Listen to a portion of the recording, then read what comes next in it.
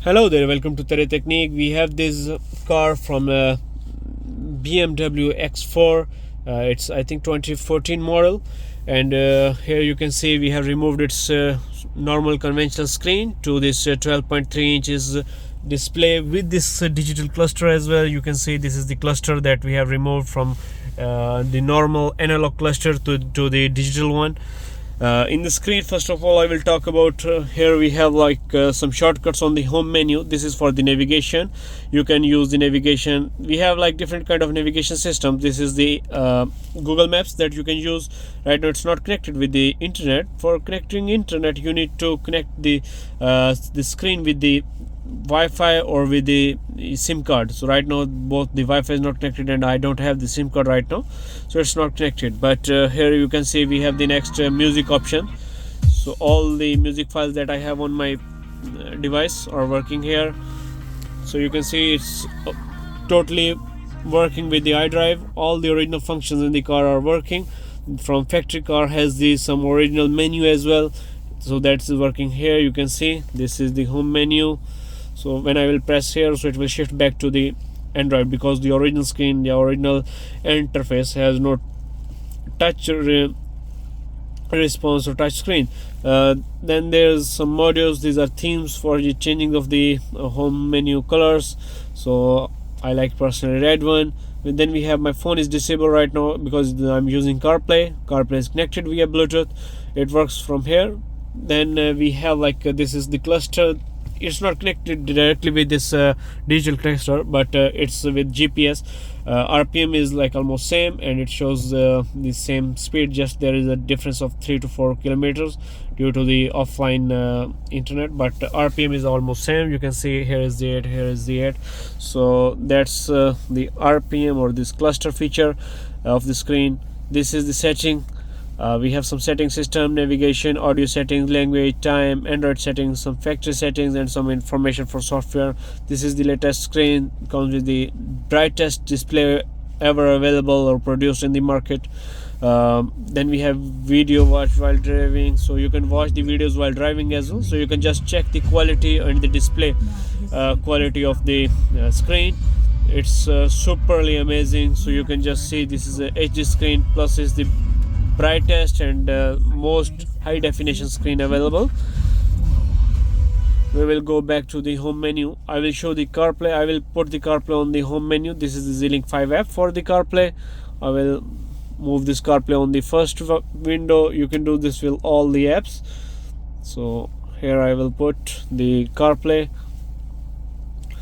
Right now my phone is connected. I am using an iPhone, so here you can see the iPhone apps are all available here. First of all, I have the phone that I have on my mobile phone. Then I have music, I have maps, messages, now playing, car. This car feature is for to shift back to the original display. We have podcast, we have audiobook, we have calendar, some settings for like changing the wallpapers, Siri settings, suggestions, appearance, driving focus, day and night mode, it's automatic. Then we have some communication or messengers like WhatsApp business, WhatsApp. This is my work phone, so this is showing WhatsApp business. If you have normal WhatsApp, you can check, it will directly come available here. I have Google Maps, Spotify, and Waze. On the home menu I have the Apple Maps. So here is the Apple Maps that is available here. I can pretty much search anything from the Siri or by using the mobile phone or by using the touch screen. For example, here are all the gas stations, everything is available here. For example, I tap gas stations, all the nearest gas stations are available. I can use this for half screen as well. So you can see here is the Spotify on the half screen, and half screen is the maps. If I tap the map, it will be full screen. If I tap the Spotify, it will be full screen for Spotify. So here it's saying to log in the Spotify for usage, but here you can see this is the brightest and the best quality screen ever available in the market. So then we will go back on the home menu. I will show you some more things about the screen or the car. This is a Snapdragon variant. We have some apps here as well. So here you can see we have some other applications like setting. These are the typical settings of all Android devices, you can see. Then we have some Play Store, maps, we have user feedback, Google, weather, we have a Epic installer, MX player, dub. You can use dub if your country has the dub signals. In mostly UK, Norway, Sweden, we have dub signals. We can use the dub channels as well, and we can enjoy this radio.